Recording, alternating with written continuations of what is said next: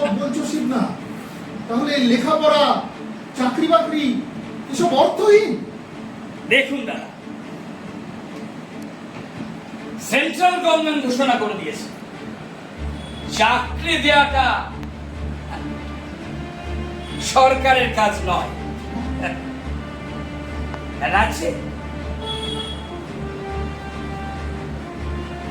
যদি ভান্ডার টান্ডার কি ভোটে যেতে চাই, তবে চাকরি কেন দেবে বলতে পারে?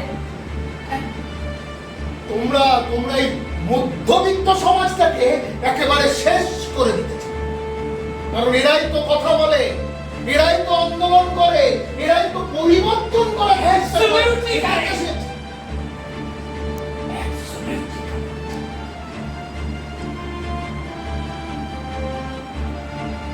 34 বছরের সরকারটা তো তারাই সরাবে।